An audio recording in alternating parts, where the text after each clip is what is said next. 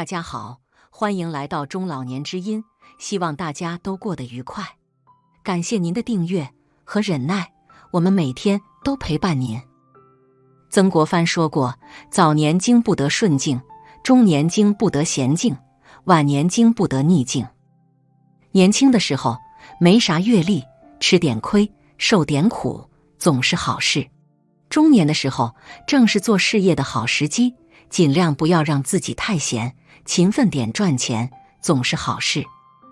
到了晚年，由于人已衰老，再无任何抗风险的能力，所以不能经受太多的逆境。一旦承受不住生活的风险，晚年就只能孤苦终老了。要想晚年安稳顺利养老，普通人不能缺乏这5张底牌。底牌1，不能缺乏保命的存款。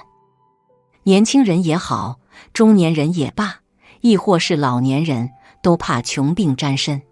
因为汤无盐不如水，人无钱不如鬼。有钱的老年人可以有更多的选择，想吃啥就吃啥，想过什么样的生活就过什么样的生活，不需要看任何人的脸色。没钱的老年人根本没有任何的选择，生活质量如何不由自己决定，只由孩子决定。如此，老人就需要看着孩子的脸色来做人。看别人的脸色来做人，仰人鼻息，只会越活越没有尊严。不仅自己觉得没有尊严，就连别人也看不起我们。人穷总是卑微的。养老的第1原则就是拥有存款。有存款的晚年跟没有存款的晚年基本上是云泥之别，差距很大。底牌2，不能缺乏健康的体魄。晚年的时候不健康，会面临2个大问题。问题1，卧病在床，动弹不得，就跟植物人一样，活得再长命也毫无意义。问题2，久病床前无孝子。先来谈谈问题1，对于晚年的人生，我们应该追求质量，而不应该追求数量。高质量活80岁，比低质量活100岁要更有意义。再来谈谈问题2，老人无病无痛，孩子对于父母的态度基本都比较友善，因为他们不需要出钱出力，省去了不少麻烦。如果老人有病有痛，还不能动弹，需要儿女出钱出力，亲自照顾，儿女终究有不耐烦的那一天。哪怕是再孝顺的孩子，也会背叛父母。所谓历经世间多少事，方知平安值千金。平安、健康比虚名浮利更重要。底牌3，不能缺乏一定的人脉。很多人都认为，到了晚年，回归家庭了，外边的人脉就可以放弃了。于是乎，在外毫无人脉，越活越孤家寡人，只剩下家人的依靠。这真的靠谱吗？不靠谱。有这种行为的老人都不懂什么是心理学的博弈和制衡。孤家寡人太弱小了，特别容易被人欺负。退休后还跟以往的同僚保持联系，人脉很广，门生也经常上门拜访。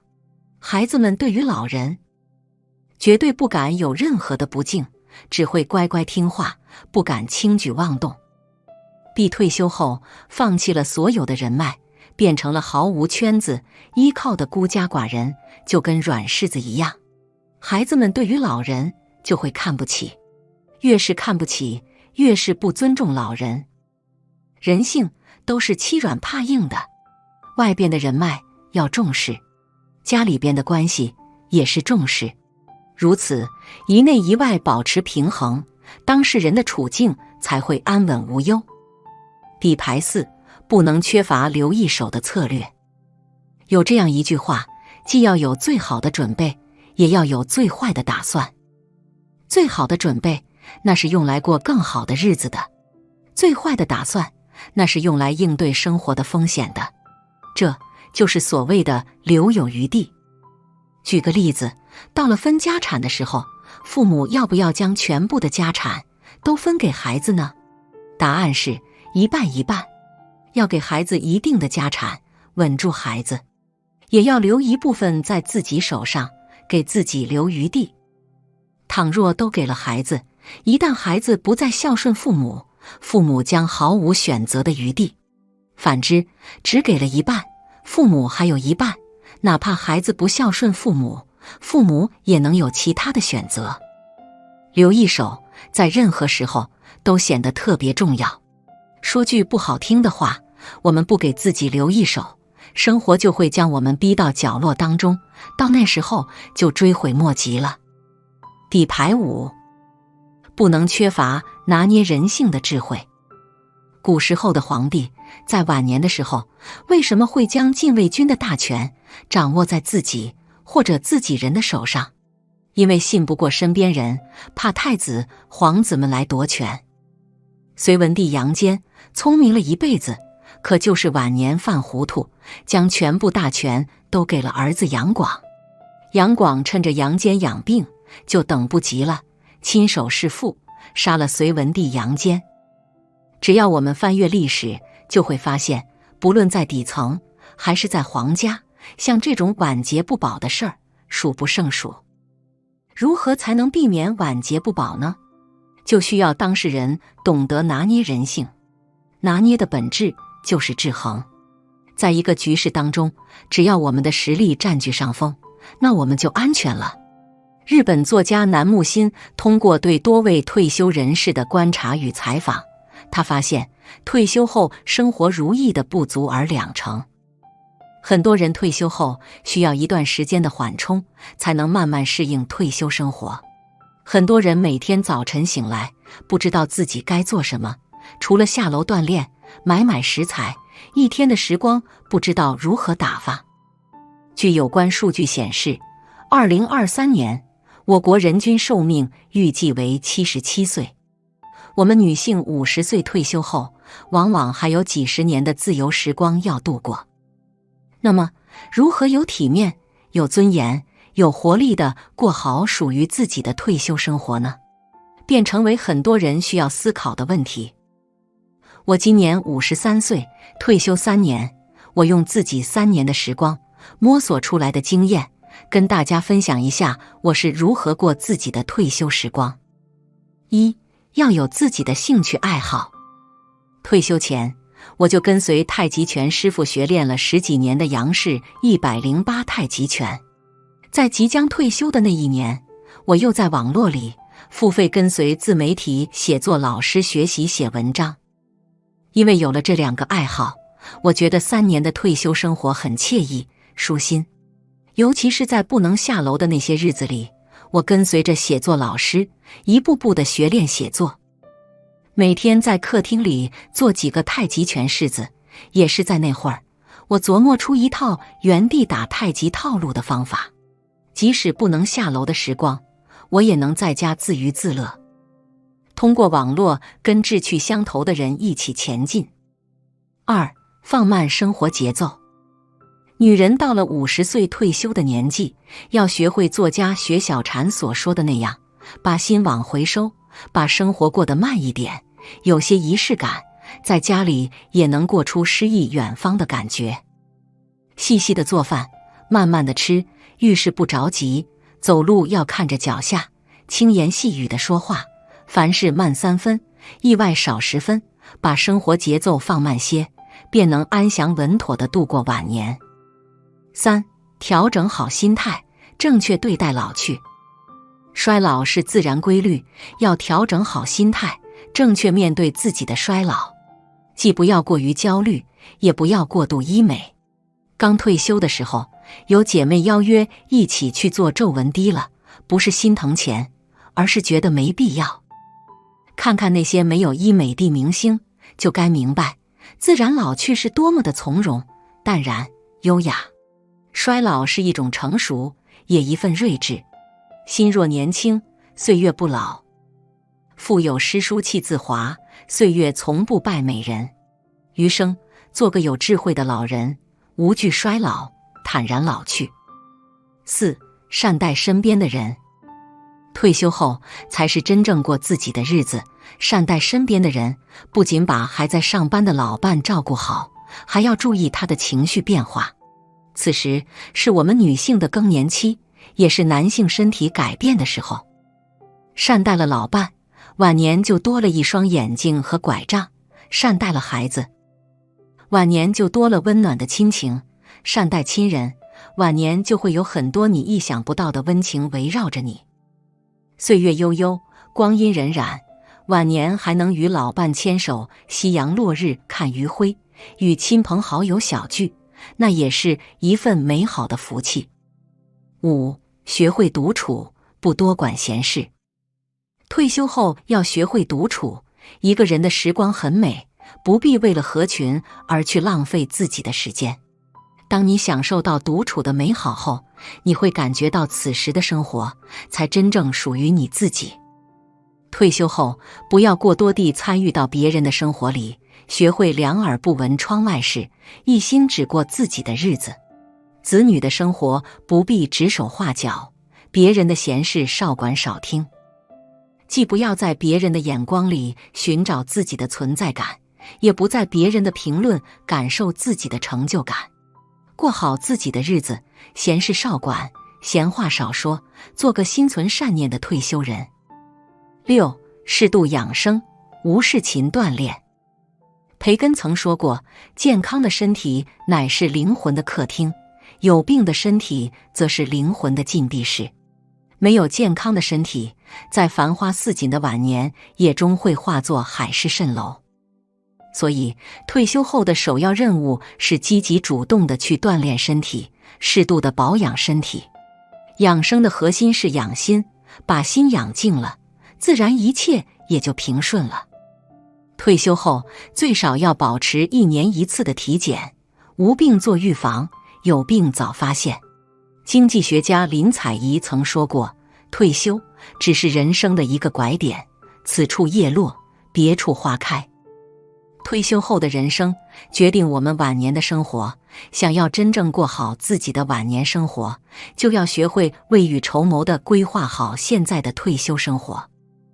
锻炼身体是首要，拥有爱好是生活必备的调味剂，心态平和是安度余生的指示灯，放慢生活节奏，善待身边人是生活方式，学会独处，不管闲事是往后余生过好自己的基础。我们身边的人和事都值得我们去借鉴，要是有好的方法能让我们和儿女相处，那我们肯定会去学习。每个人都是从年轻走到老人这一步，经历了很多，也明白了许多。当一个老人年纪大了以后，会想着和儿女们住一块，一来想让孩子们多陪陪自己，二来也是希望能得到孩子们的赡养。这一辈子我们付出了这么多，也是想要安度好晚年。72岁的张大爷告诉我们，当他退休后就注意到远离4件事，不仅能让儿女们愿意孝顺自己，还能安安稳稳过好自己的晚年。那这是哪4件事呢？人老了就安稳些，别老想着掺和别人家的事，特别是儿女家的事。人老了自然会有很多的时间，不像年轻人那样天天为了生活而忙碌着。像我们这些年纪大的人，有些老人平时无聊就喜欢到邻居家玩，可要是遇到邻居家夫妻2口子为了一件事吵架，我们可能会说上2句，看似是做个旁观者，在他们中间评论谁对谁错，可话要是说错了，很容易引起对方反感，甚至还会让人以为你在捣乱。记住了，老人了就不要以自己的知识来评论他人做事的对与错，少掺和别人家的事，特别是儿女家的事。我有个邻居老张就是这样，老张的女婿有个表哥，这个表哥向女婿来借钱，本来是没借多少，这个老张就担心借完钱以后不还，就让女儿去说女婿去。这个女儿也是很听话，可没多久就回来说女婿打了自己。老张就生气了，认为借钱给谁也不能借给亲戚，怕要不回来，而让女儿去说女婿这事也没关系，怎么女婿反而生气了？女婿看到老丈人过来，就发火，告诉他不要管他们家的事，毕竟他不知道自己表哥借钱的原因，就瞎指挥女儿来。原来女婿的表哥今年餐厅生意并不好，借钱是想用来周转。可这个表哥也曾经在女婿困难时帮助过他一把，这么说来，这次女婿借钱给表哥也是对的，人要懂得感恩。可老张不知道这事，所以让原本和睦的一家人变得各自猜忌起来。不要把全部的积蓄给孩子，留点钱给自己也有个保障。有些老人特别疼爱自己的孩子，在年轻的时候就一直帮着孩子，只要孩子需要钱，哪怕老人家借钱也要给孩子用。可等这个老人年纪大了，需要钱的时候，孩子却因为手头没钱而拒绝，没人养老的问题就出现了。有经验的老人知道，帮助孩子就等于帮助自己，毕竟老了要靠孩子赡养。可他们并不会把全部积蓄给孩子用，会留一点给自己留作保障。这句话其实是对的，当孩子们有困难时，你去帮助他们。可万一孩子们没钱给你养老，那可怎么办？我同事小李就出现这样的情况，他在年轻的时候为孩子付出很多，就连孩子当然买房时钱不够，小李就把自己的全部积蓄、自己养老金都拿出来，共30万给孩子首付。可买了房子以后，儿媳妇不愿意和小李住一起，而儿子又很无奈，毕竟一边是父母，一边是老婆，他只能先迁就老婆，让父母先回老家住，还说每个月按时给生活费。小李还没回到家时已经身无分文，等回到老家住上2个月后，还是没有收到儿子的生活费，只能向我们这些邻居借点钱用。他现在才明白，孩子需要钱时是可以帮助，但不能全部拿出来，留点给自己养老还是有必要的。和积极乐观的人在一起聊天，远离带有负面情绪的人。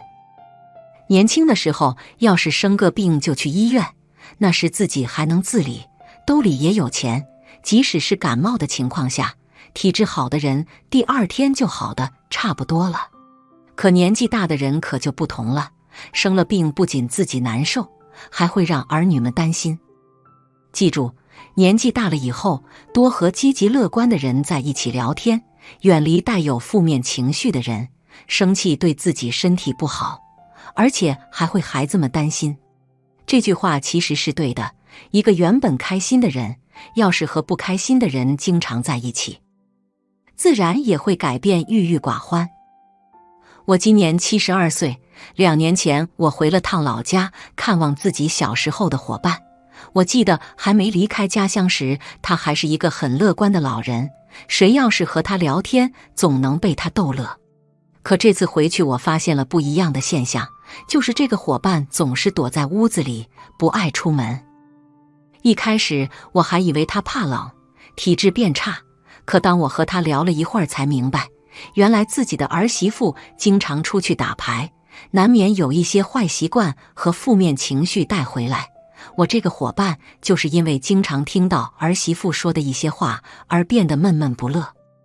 所以说，人老了要凡事看开点，既然已经到了这个年纪，遇到的事也比较多，没有什么事是处理不了的，只有保持一个乐观的心态，再困难的事也能迎刃而解。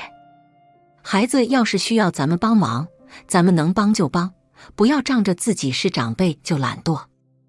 随着儿女们渐渐长大，他们也有了属于自己的家庭要照顾，在生活中，孩子们要是需要我们做什么事，我们能够尽可能去帮助他们，等我们老了，他们也很乐意孝顺我们。记住，孩子们长大了以后，需要我们做的事自然少了很多，除非是一些他们实在需要我们帮忙时才会开口向我们求助。如果我们作为大人也袖手旁观，他们心里也会难过。年轻人会为了生活在外面奔波劳碌，他们的孩子要是放在家里没人照顾，在外做事自然也不安心，总挂念着家里。要是孩子想请我们帮忙照看孩子，那我们可不要推辞。他们之所以不叫他人照看，无非就是自己的父母会比较放心。过来人总会给我们年轻人一些建议和忠告，都是他们经历过的一些事，告诉我们就是希望我们能少走弯路。退休后的我们，该如何能做到让孩子们孝顺自己，还能让孩子们愿意陪在我们身边？那我们就要远离这4件事，少掺和别人家的事，特别是儿女们家的事，不要给儿女们惹麻烦，给自己留点积蓄养老。并不是把所有的钱给儿女就是对他们好，保持好一个乐观的心态，和积极乐观的人在一起会让自己开心，多帮助孩子。要是他们有需要我们的地方，能帮助的一定要帮助。很多人说晚年难挨，不只是日趋衰老的身体和病痛的折磨，还要承受内心的沮丧和失落。尤其是独生子女家庭的老人，没有其他儿女可以奔赴，与唯一的孩子在观念不合，也要尽量好好相处下去，不是为了老有所依，而是珍惜这唯一的亲情寄托。生活压力之大，再孝顺也有心无力。年过70的韩老伯，一生勤劳节俭，为了不给女儿添负担，白天找活干，一天也不敢休息。他的身体逐渐出现了各种小毛病，自理能力虽然尚可，但女儿心疼父亲，大城市的医疗水平更好，便接过来同住。然而半个多月的相处，让韩老伯深深体会到女儿生活的艰辛。女儿向来报喜不报忧，一家3口挤在不那么宽敞的家里，再加上韩老伯，顿时变得局促。女儿白天工作到很晚，晚上照顾孩子和年迈的父亲，这让韩老伯感受到了他的疲惫。尽管女儿非常孝顺，但中年人的身体状况也在下降，加上还不完的房贷、子女的教育经费等等，虽然收入不少，却也活得压力重重。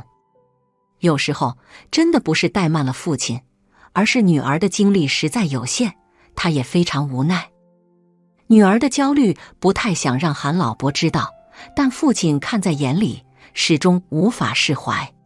这样的真相让很多老人明白，虽然儿女有孝顺之心，但大城市的打拼更为艰难，不是身处1线城市就一定过着优渥的生活，做不过都是普通人，在不同的环境里讨生活罢了。然而为了全了女儿的孝顺，韩老伯决定留在她身边，自己好好复健，做些力所能及的事情，比如接孩子、做饭、收拾屋子，还与社区内的其他老人建立了友谊，让女儿在自己身上不要过多操心和烦忧。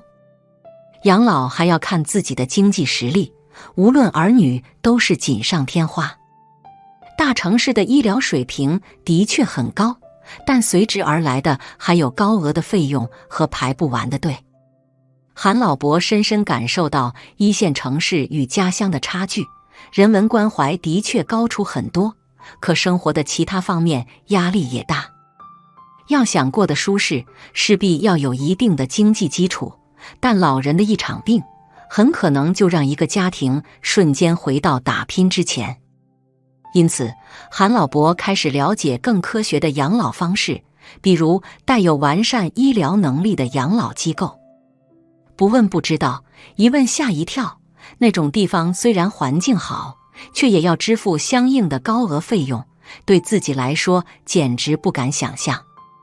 韩老伯感叹，怪不得大城市的人说自己连得病的资格都没有，真的是高得吓人。他曾认为自己还有些积蓄，可以给自己多一份保障，也不会给唯一的女儿增添太多麻烦。但是千算万算，怎么也不够应付突发状况。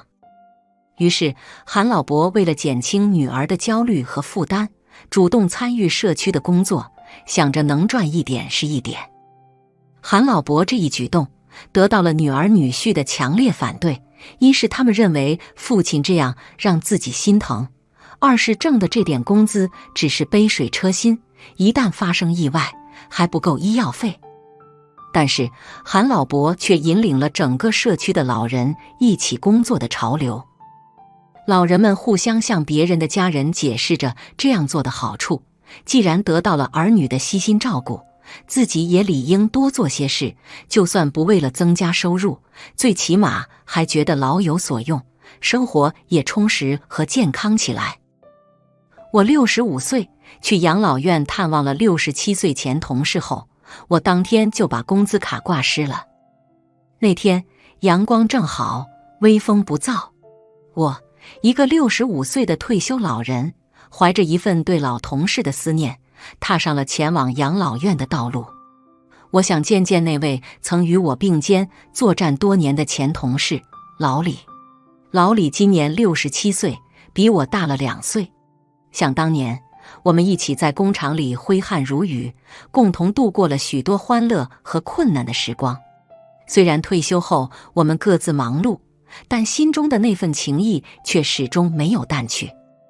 一路上，我幻想着与老李重逢的场景，想象着我们坐在养老院的花园里，喝着茶，聊着天，回忆着过去的点点滴滴。然而，当我真正踏进养老院，见到老李的那一刻，我所有的幻想都破灭了。老李坐在一张破旧的轮椅上，脸色苍白，眼神空洞。他的双手颤抖着，似乎连一杯茶都端不稳。我惊讶地发现，他的衣服破旧不堪，身上还散发着一股难闻的气味。这与我记忆中的那个精神矍铄、风趣幽默的老李简直判若两人。我试着与老李交谈，询问他的近况，然而他的回答却让我心寒。他说，他的退休金被儿子拿去投资，结果血本无归。现在他连最基本的生活费都没有保障，只能依靠养老院的微薄补贴度日。听到这里，我心中五味杂陈。我无法想象，曾经与我并肩作战的老同事，如今竟然会落到这样的境地。我愤怒，我心疼，更感到一种深深的无力感。离开养老院后，我心情沉重地走在回家的路上。一路上，我都在思考着如何帮助老李。然而，当我回到家，拿起电话想要联系老李的儿子时，我却突然想到了一个可怕的问题：我的退休金是否也会遭遇同样的命运？我的儿子虽然表面上孝顺，但我一直担心他会贪图我的退休金。毕竟，现在的年轻人生活压力大，诱惑也多。我生怕自己的积蓄会成为他们眼中的肥肉。想到这里，我决定立即采取行动。当天下午，我就去了银行，将我的工资卡挂失，并重新办理了一张新的卡。我决定，以后的退休金，我要自己好好保管，不能轻易交给任何人。虽然这样做有些极端，但我实在是怕了。我不想像老李那样，到了晚年还要为生计发愁。我宁愿自己过得紧巴一点，也要确保自己的生活有保障。这次探望老李的经历，让我深刻地认识到了老年人生活的艰辛和不易。我们这一代人辛辛苦苦工作了一辈子，到了晚年却还要为生计担忧，这不禁让我思考，我们该如何保障老年人的生活。我想，除了政府和社会应该加大对老年人的关注和帮助外，我们自己也要有足够的防范意识。我们不能轻易相信别人，更不能将自己的退休金等重要财产交给不可靠的人管理。同时，我也希望更多的年轻人能够理解和尊重老年人。他们曾经为社会付出了很多，如今到了晚年，应该得到我们的关心和照顾。我们应该尽自己所能，为他们创造一个更好的生活环境。通过这次经历，我更加珍惜自己的生活。我决定以后要多关心身边的人，尤其是那些需要帮助的老年人。我要用自己的力量，为他们带去一丝温暖和关怀。当然，我也明白，生活总是充满了变数。虽然我已经将工资卡挂失，并重新办理了新的卡，但未来的日子里，我仍然需要保持警惕和谨慎。毕竟，老年人的生活不易，我们必须要学会保护自己。如今，每当我想起老李那张苍白而空洞的脸，我的心中就会涌起一股难以言喻的悲凉。但同时，我也会更加坚定自己的信念，我要好好生活，珍惜每一天的时光，不让自己陷入老李那样的境地。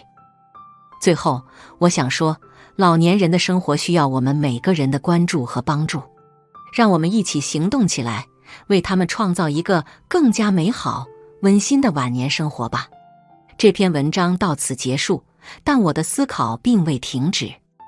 我希望通过我的经历，能够引发更多人对老年人生活的关注和思考，让我们共同努力，为老年人创造一个更加美好的未来。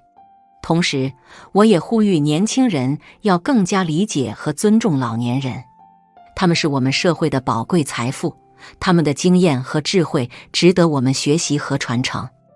我们应该尊重他们的生活方式和选择，给予他们足够的关爱和照顾。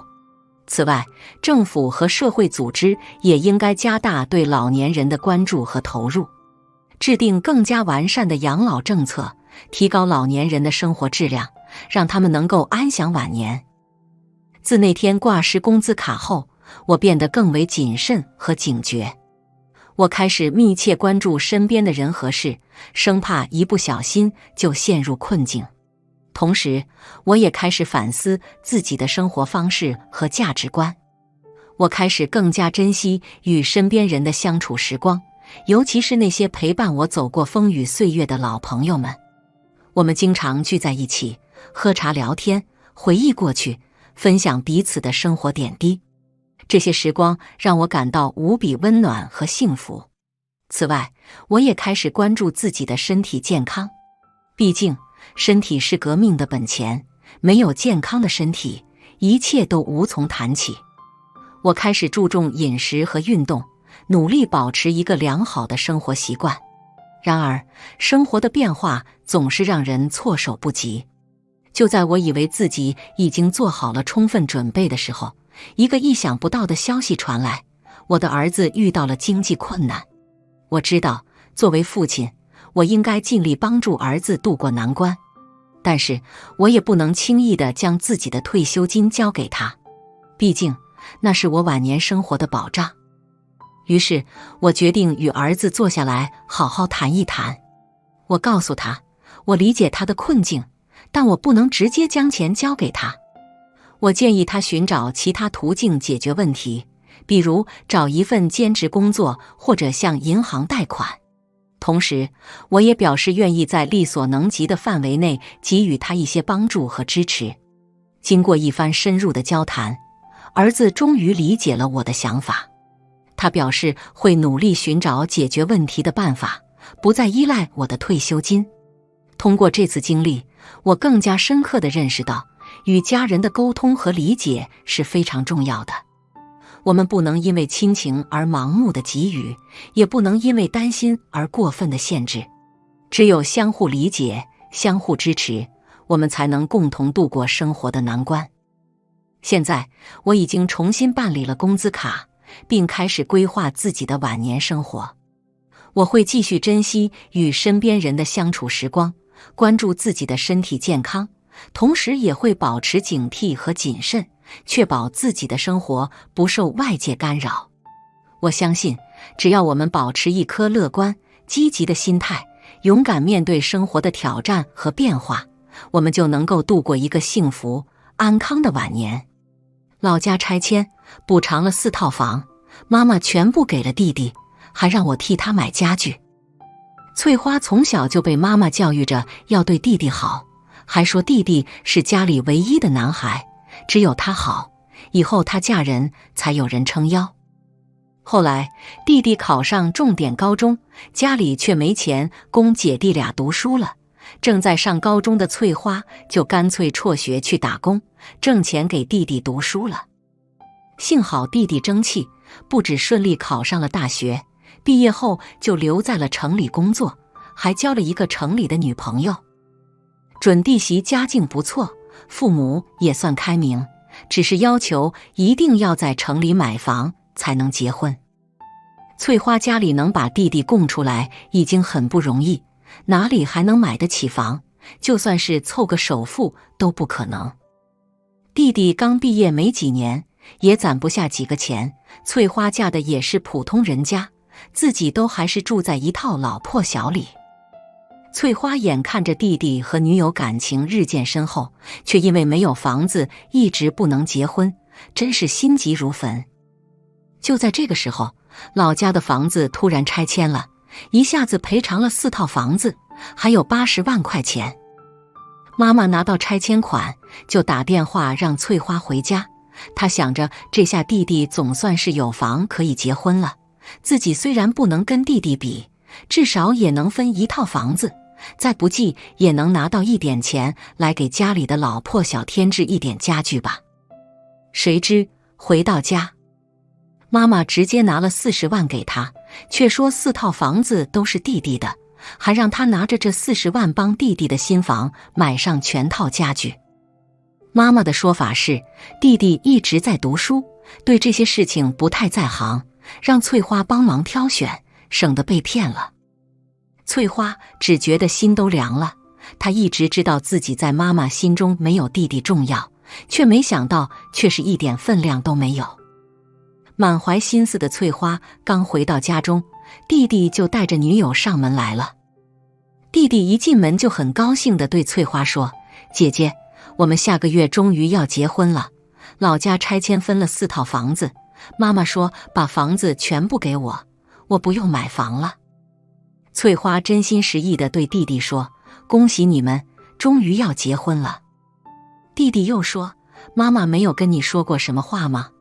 她没有分给你什么吗？”翠花以为弟弟是不高兴妈妈给了自己40万，就说：“妈妈给了我40万，不过是让我替你买家具的，还说你不懂行情，怕被骗。”弟弟说：“40万也不够给所有的房子买全套家具吧？”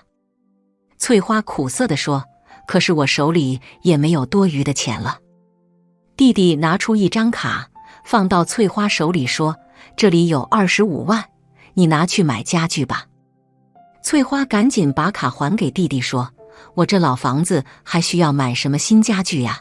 就凑合住呗。”弟弟把卡塞进翠花手里，说：“你要给你的2套新房子买家具呀？”翠花傻眼了，她哪里来的新房子，还是2套？弟弟看到翠花还没反应过来，就说：“我们决定好了，分给你2套房子，房产证我都拿来了。”翠花看了准弟媳一眼，说：“妈妈说了，我是嫁出去的女儿，可不能分房子，这房子我不能要。”这个时候，准弟媳说话了：“姐姐，我听你弟弟说过了，当初要不是你辍学供他读书，也没有他的今天，更不可能认识我了，这都是你应得的。”弟弟也说：“爸妈既然把房子全部给了我，就由我做主了，你就放心拿着吧，他们那里我会去说的。”说完，弟弟就把2本房产证和那张银行卡一起塞给了翠花，然后就带着女友一起离开了。翠花看着手里的房产证和银行卡，泪如雨下。在妈妈说房子全部给弟弟的时候，她心里是有过怨恨的，现在却觉得有点愧疚，弟弟一直都没有忘记她这个姐姐呢。看多了重男轻女的故事，却从来没有人关注过那个被看中的男孩是否真的愿意牺牲姐妹。并不是所有的男孩都能心安理得地享受这一切的，我更愿意相信许多弟弟是会感恩的。翠花是不幸的，她遇到了一对重男轻女的父母，但是她又是幸运的，遇到了一个懂得感恩的弟弟，还有一个开明的弟媳。儿媳给娘家妈买了1套房，婆婆慌了，我要2套，不然离婚。我和公公婆婆的关系一直很好，结婚10年来，我尽心尽力地照顾他们的起居饮食，从不让公婆受一点委屈。公公是个知书达理的老师，婆婆性格比较传统古板，做事一板一眼。我跟婆婆的口味不太合，她喜欢吃川菜重口味，而我偏爱吃粤菜清淡的。但为了孝顺婆婆，我还是常常烧她喜欢吃的夫妻肺片、水煮肉片，即便我自己不喜欢吃辛辣。我平时就喜欢看房地产，经常会跟婆婆开玩笑说，等我哪天有钱了，就要买套大请她住。婆婆也随我闹着玩，没往心里去。我跟公公婆婆提过几次想买套房子，婆婆总是摆摆手，说什么年轻人买房太难了，就算攒一辈子也买不起现在这些天价房子。我也只好作罢，暗自想等哪天真买了新房，给婆婆一个巨大的惊喜。去年我突然升了经理，加了不少工资，我就开始认真考察房市，通过亲戚关系在李家桥看中一套价钱合适的二居室。我瞒着公婆签约买下了房子，开始准备装修。我打算好好布置这个小家，然后搬几件必要的生活用品，等装修好了再叫公婆来看看。昨天装修终于完成了，我兴高采烈地开车去接公婆到新房子里坐坐。一进门，婆婆已经惊呆了。哎呀，我们小红这是买了新房子了，怎么一声不吭就搞定了，装修也做得这么漂亮。我笑着拉过婆婆，在客厅新沙发上坐下，给她倒了杯热茶。娘，这个惊喜喜欢吗？我就是想给您一个大大的惊贺，我们以后就住这儿了。婆婆乐呵呵的连声夸赞，公公也跟着称赞我真会挑选。小红呢，不老实呢，买这么好的房子也不跟你婆婆商量一声。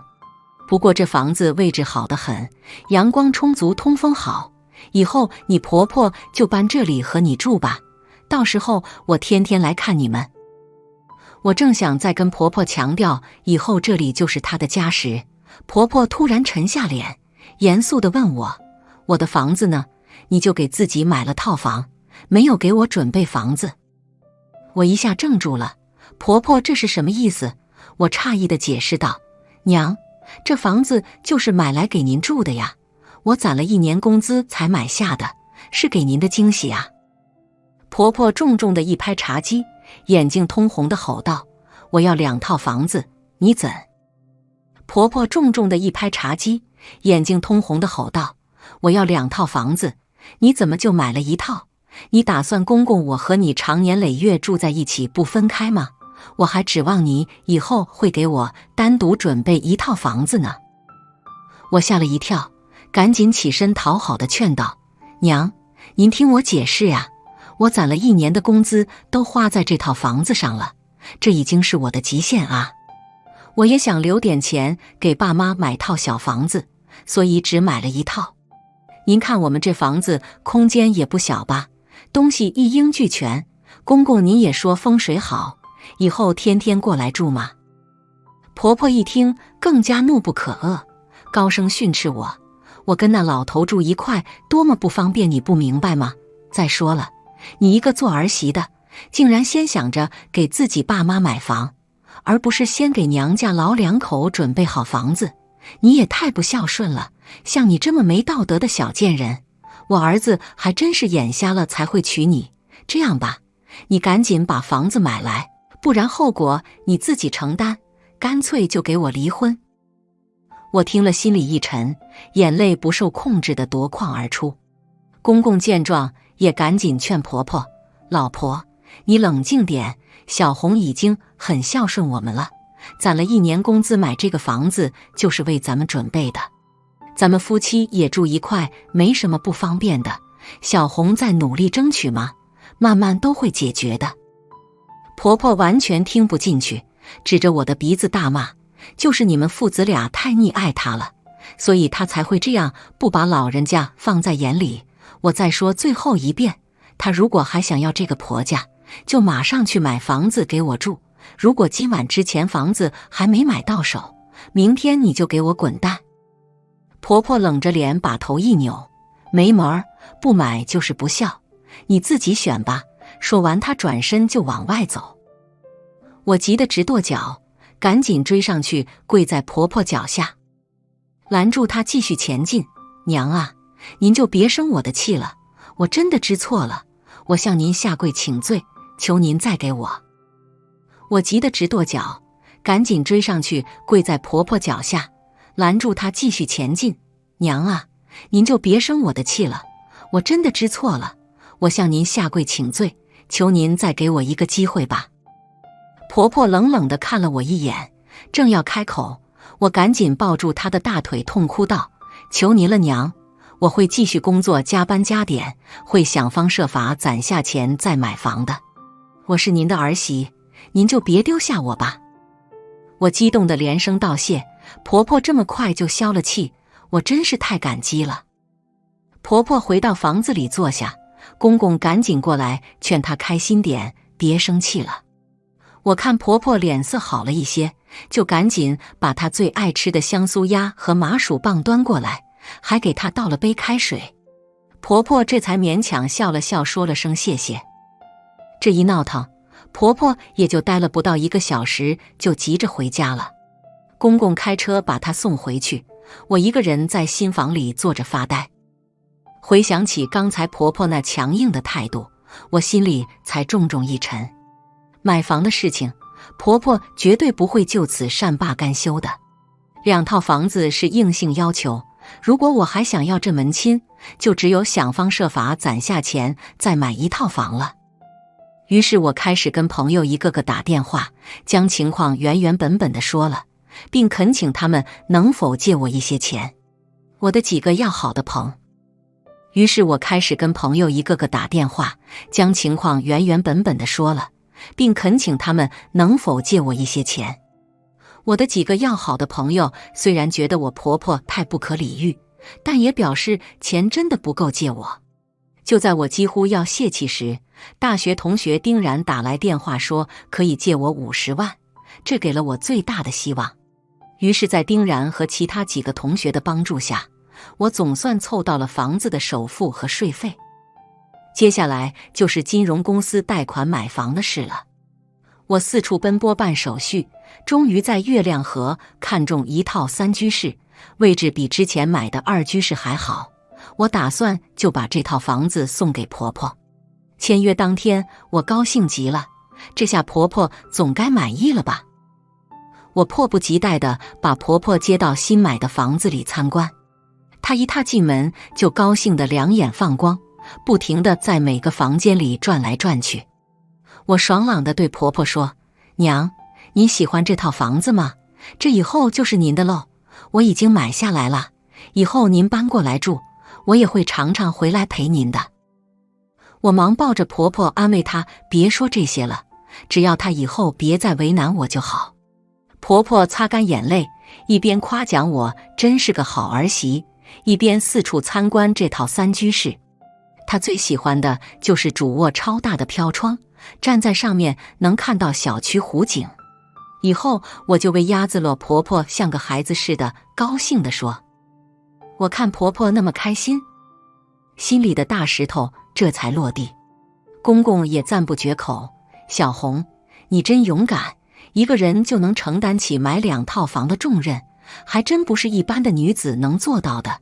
我笑着说：我也是被逼的嘛，以后大家和和美美的住一起才是硬道理。公婆都笑着点头称是。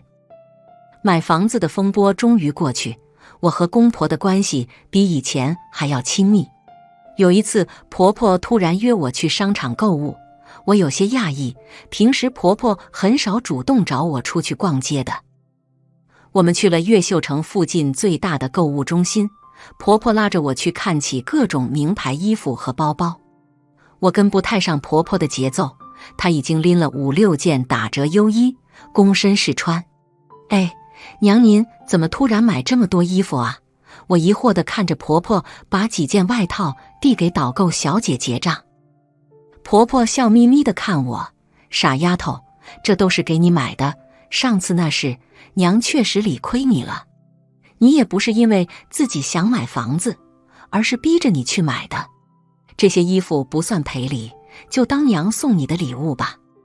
我听婆婆这么说，心头一暖，也跟着笑了。娘您怎么这么疼我了？买房那事儿咱就别提了，一家人和和美美最好。我忍不住红了眼圈，握住婆婆的手轻声道：娘，您说这些我太感动了，我当然舍不得和公公您离婚，这辈子我就你们一份老人家，我会永远孝顺您的。婆婆点点头，用袖子给我擦去眼角的泪花。从那天起，我感觉我和婆婆的感情比从前更亲近了。她经常会给我打电话，叮嘱注意身体，还时常让我带着外甥女出去玩。我也乐意跟她们姑娘一起逛街购物，感觉自己就像回到年轻时候一样。现在我会常常自豪地对朋友们说，我真的又伶俐又开明的婆婆。她不仅开通了微信，还会在朋友圈晒我们母女俩的合照。有时候真搞不懂，我婆婆是不是换了个人似的，怎么变得这么可爱了呢？我常常开玩笑说婆婆一定是换了个人，怎么变得像个时尚潮妈妈一样。婆婆就哈哈大笑，说是我教育好了她。年轻人嘛，想法总是比较开放的。我跟你们学学也没什么不好，就当体验生活了。婆婆灿烂的笑容让我也忍俊不禁。过年的时候，我专门围着婆婆忙前忙后，把她最爱吃的家乡味道都做了个遍。婆婆吃得眉飞色舞，一边吃一边夸我手艺超过她。我笑着反击道：那是因为我爱您嘛，娘。婆婆说等她学会了也要多做义乌菜给我尝尝，孝敬我一番。父亲节那天，我和公公先是给婆婆做了顿丰盛的早餐，然后我从抽屉里拿出邮轮度假的实体套票送到婆婆面前。婆婆惊讶得合不拢嘴，羡慕地说：我的天哪，你们这是包场送我去3晚邮轮度假呀，太奢侈了吧，我从来没体验过哎。如今每每回想起当初买房子的那场风波，还有些后怕。幸亏婆婆变通了老想法，让我们母女关系变得前所未有的亲近。我时时刻刻都在感谢上天，赐我这样一个宽容大度又时尚开明的婆婆。我相信下划线下划线下划线下划线下划线下划线。我时时刻刻都在感谢上天，赐我这样一个宽容大度又时尚开明的婆婆。我相信婆媳关系的和睦相处，需要双方共同付出，相互体谅。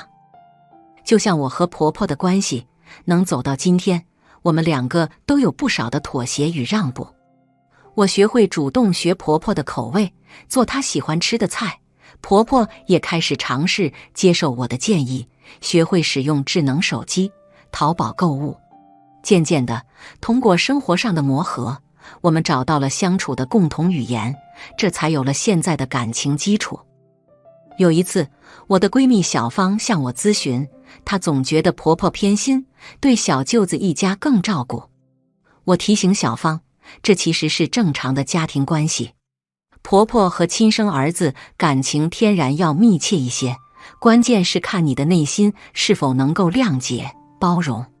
如果你自己先萌生嫉妒之心，婆婆也会对你的态度更为戒备。现在我已经可以比较娴熟地处理婆媳关系中的各种大小问题了。朋友们有问必答的依赖让我倍感欣慰，或许这也是我人生中最宝贵的财富吧。我时常自豪地对公公说，能教会这些小姑娘怎样跟婆婆和睦相处，是我这一生最光荣的事业。公公也笑着说，我已经是一个非常称职的好婆婆了。能让家人朋友获得幸福，我感到无比满足。或许这就是所谓的人生价值吧。我也会继续努力学习，帮助更多的人建立和睦的婆媳关系。当您沉浸在这些故事中，愿他们激发您的思考，也能传递温暖给他人，不求回报。感恩您一路相伴，期待您的点赞与分享。有不到之处，希望您能在评论区给我留言，我会对每个留言回复。我也迫切地希望能与您就任何话题进行交流。愿我们一同积累福报，走向更加健康、更幸福的生活之路。